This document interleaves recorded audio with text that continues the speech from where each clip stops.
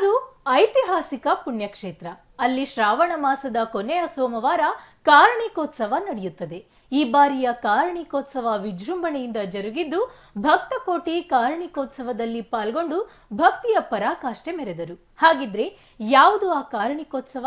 ದೇವರು ನುಡಿದ ಕಾರಣಿಕ ಏನು? ಇಲ್ಲಿದೆ ನೋಡಿ.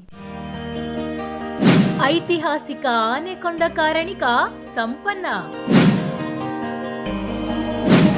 ರಾಜ್ಯದ ಭವಿಷ್ಯ ನುಡಿದ ದಾಸಪ್ಪ.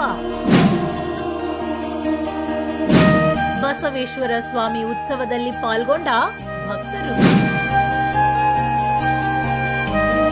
ಹೀಗೆ ಹೂವುಗಳಿಂದ ಅಲಂಕರಿಸಿದ ಪಲ್ಲಕ್ಕಿಗಳು, ಪಲ್ಲಕ್ಕಿಯಲ್ಲಿ ದೇವರ ಮೂರ್ತಿ ಹೊತ್ತು ತಿರುಗುತ್ತಿರುವ ಭಕ್ತರು, ಕಾರಣಿಕೋತ್ಸವದಲ್ಲಿ ಪಾಲ್ಗೊಂಡಿರುವ ಸಾವಿರಾರು ಭಕ್ತರು.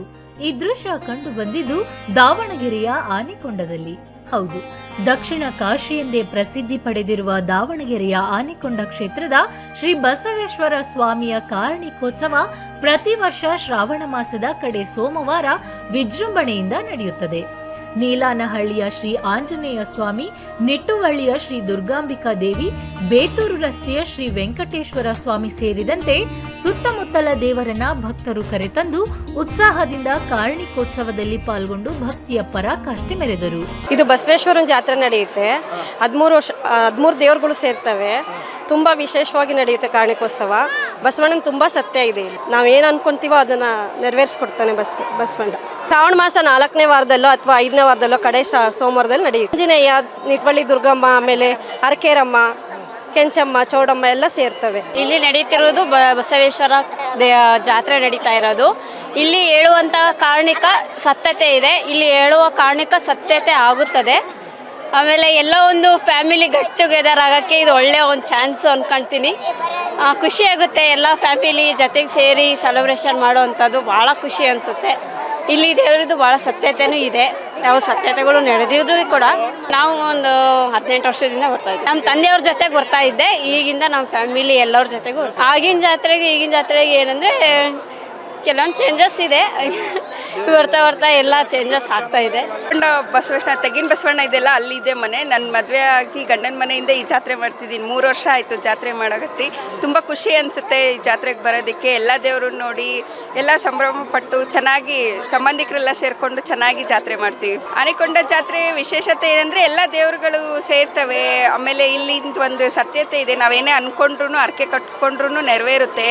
ಇಲ್ಲಿ ದೇವರಿಗೆ ವಿಶೇಷವಾಗಿ ಏನಪ್ಪ ಅಂದರೆ ಹೋಳಿಗೆ ಪೂಜೆ ಮಾಡಿಸೋದಾಗಿರ್ಬೋದು, ಅಭಿಷೇಕದ್ದು ಎಲ್ಲ ತುಂಬ ವಿಶೇಷತೆ ಇಲ್ಲಿ. ಇನ್ನು ಪ್ರತಿ ವರ್ಷದ ಪದ್ಧತಿಯಂತೆ ಈ ಬಾರಿಯೂ ಆನೆಕೊಂಡದ ಪುರಾತನ ಬಾವಿಯಲ್ಲಿ ದಾಸಪ್ಪರು ಸ್ನಾನ ಮಾಡಿ ನಂತರ ದೇವಸ್ಥಾನದ ಬಳಿ ಸಿದ್ಧಗೊಂಡ ವೇದಿಕೆಯಲ್ಲಿ ಕಾರಣಿಕ ನುಡಿಯುತ್ತಾರೆ. ಈ ಬಾರಿಯ ಕಾರಣಿಕದಲ್ಲಿ ರಾಮರಾಮ ಎಂದು ನುಡಿದಿತ್ತಲೇ, ನರಲೋಕದ ಜನಕ್ಕೆ ಆನೆ ತಣ್ಣೀರು ಉಗ್ಗಿತಲೇ, ಮುತ್ತೈದೆಯರ ಭೂತಾಯಿ ಉಡಿ ತುಂಬಿರಲೆ, ನರಲೋಕದ ಜನರಿಗೆ ದೃಷ್ಟಿ ಹುಚ್ಚಾದೀತಲೆ ಎಂಬ ಕಾರಣಿಕ ನುಡಿದಿದ್ದು, ಕಾರಣಿಕೋತ್ಸವದಲ್ಲಿ ನೆರೆದಿದ್ದ ಸಾವಿರಾರು ಭಕ್ತರು ಕುಟುಂಬ ಸಮೇತರಾಗಿ ಆಗಮಿಸಿ ಭಕ್ತರು ದೇವರಿಗೆ ಹಣ್ಣು ಕಾಯಿ ಸಮರ್ಪಿಸಿ ಪೂಜೆ ಸಲ್ಲಿಸಿ ದಾಸಪ್ಪನವರ ಕಾರಣಿಕ ನುಡಿಯನ್ನ ಕೇಳುವುದರ ಜೊತೆಗೆ ಕಾರಣಿಕೋತ್ಸವದ ಸಂಭ್ರಮ ಕಣ್ತುಂಬಿಕೊಂಡರು. ದೇವಸ್ಥಾನ ತುಂಬ ವರ್ಷಗಳಿಂದ ಜಾತ್ರೆ ನಡೆಯುತ್ತೆ. ಹಂಗಾಗಿ ಸುಮಾರು ಒಂದು 21 ವರ್ಷದಿಂದನೂ ನಡೀತೈತಿ. ಅರ್ಥಗರ್ಭಿತವಾಗಿ ಜಾತ್ರೆಯನ್ನು ತುಂಬ ಚೆನ್ನಾಗಿ ನಡೆಸ್ತಾರೆ. ಕಾರಣಿಕ ಅಂತೂ ಪರ್ಫೆಕ್ಟಾಗಿ ನಡೆಯುತ್ತೆ. ಹಂಗಾಗಿ ತುಂಬ ಜನಗಳು ಸೇರ್ತಾರೆ. 101 ದೇವರುಗಳು ಸೇರಿದಾಗೆ ಅದು ಏನೋ ಎಲ್ಲ ಜಗತ್ತಿಗೂ ಒಳ್ಳೇದಾಗಲಿ ಅನ್ನೋ ಉದ್ದೇಶಕ್ಕೆ ಚೆನ್ನಾಗಿ ನಡೆಸ್ಕೊಡ್ತೀವಿ. ಈ ಜಾತ್ರೆ ಬಂದುಬಿಟ್ಟು ಆನೆಕೊಂಡ ಬಸವೇಶ್ವರನ ಕಾರಣಿಕ ಆಗೋವಂಥ ಜಾತ್ರೆ ಇದು. ನಾವು ಚಿಕ್ಕವರಿದ್ದಾಗಿಂದ ಹಿಡಿದು ಅವಾಗಿಂದ ನಾವು ನೋಡ್ಕೊತ ಬಂದಿದ್ದೀವಿ. ಇದರ ಇತಿಹಾಸ ನೋಡ್ಕೊತ ಹೋದರೆ ಸಾವಿರಾರು ವರ್ಷದ ಇತಿಹಾಸ ಇರೋವಂಥ ದೇವಸ್ಥಾನ ಅದು. ಹಂಗೆ ನೋಡಿದ್ರೆ ಇಲ್ಲೊಂದು ಶಾಸನ ಇದೆ, ನಮ್ಮ ಬಲಭಾಗಕ್ಕೆ ಕಾಣುತ್ತೆ. ಅಲ್ಲಿ ಆ ಶಾಸನದೊಳಗಡೆ ಉಲ್ಲೇಖ ಇದೆ, ಕಲ್ಯಾಣಿ ಚಾಲುಕ್ಯರ ಕಾಲದಲ್ಲಿ ಇದ್ದಂಥ ಶಾಸನ ಇದು. ದಾನ ಶಾಸನ ಅಂತ ಹೇಳ್ತಾರೆ. ಇಡೀ ದಾವಣಗೆರೆ ಒಳಗಡೆ ಇದು ಒಂದು ಹಳೆಯಾದಂಥ ಶಾಸನ ಇದು. ಆ ಶಾಸನದ ಪ್ರಕಾರ ಇದನ್ನು ಕಲ್ಯಾಣಿ ಚಾಲುಕ್ಯರ ಏನು ಸಾಮಂತರ ದೊರೆಗಳೇನಿದ್ರು, ಉಚ್ಚಂಗಿ ಪಾಂಡ್ಯರು ಅಂತೇಳಿ, ಆ ಟೈಮಲ್ಲಿ ಈ ದೇವಸ್ಥಾನ ಆಗಿದ್ದು ಅಂಥದ್ದು ಒಂದು ಇತಿಹಾಸ. ಈ ಇತಿಹಾಸದ ಹಿಂಗೆ ಮುಂದೆ ಬರ್ತಾ ಏನಾಗ್ತಾ ಹೋಯಿತು, ಇಲ್ಲಿ ಕಾರಣಿಕ ಆರಂಭ ಆಯಿತು. ಕಾರಣಿಕ ಆಗಿದ್ದು ಬರೀ ಕಾರಣಿಕಕ್ಕಷ್ಟೇ ಸೀಮಿತ ಆಗಲಿಲ್ಲ. ಬರುವಂಥ ದಿನಗಳಲ್ಲಿ ಕಾರ್ಯಕ್ರಮಗಳು ಆರಂಭ ಆದವು. ಶನಿವಾರ ಶನಿ ಪುರಾಣ ಆಗುತ್ತೆ, ಭಾನುವಾರ ಅನ್ನ ಸಂತರ್ಪಣೆ ಆಗುತ್ತೆ. ಸುಮಾರು 8,000 ರಿಂದ 10,000 ಜನಗಳಷ್ಟು ಊಟ ಮಾಡ್ತಾರೆ ಅನ್ನ ಸಂತರ್ಪಣೆ ದಿನ. ಮತ್ತು ಕೊನೆಯ ದಿನ ಸೋಮವಾರ ಅಂದರೆ ಶ್ರಾವಣದ ಕಡೆ ಸೋಮವಾರ ಏನಂತ ಹೇಳ್ತೀವಿ, ಅವತ್ತು ಸಂಜೆ 6 ಗಂಟೆಯಿಂದ 7 ಗಂಟೆ ಒಳಗಡೆಗೆ ಒಂದು ಕಾರ್ಣಿಕ ಆಗುತ್ತೆ. ಅದಕ್ಕೆ ನೀಲನಹಳ್ಳಿ ಆಂಜನೇಯ ಸ್ವಾಮಿ ಬರುತ್ತೆ. ಮತ್ತು ಅದೊಂದೇ ಅಲ್ಲ, ಅದ್ರ ಜೊತೆಗೆ 17 ದೇವರುಗಳು ಒಕ್ಕೂಟಾಗಿ ಇಲ್ಲಿ ಸೇರಿಕೊಂಡು ಕಾರ್ಣಿಕ ಆಗುವಂಥದ್ದು ಸ್ಥಳ ಇದು.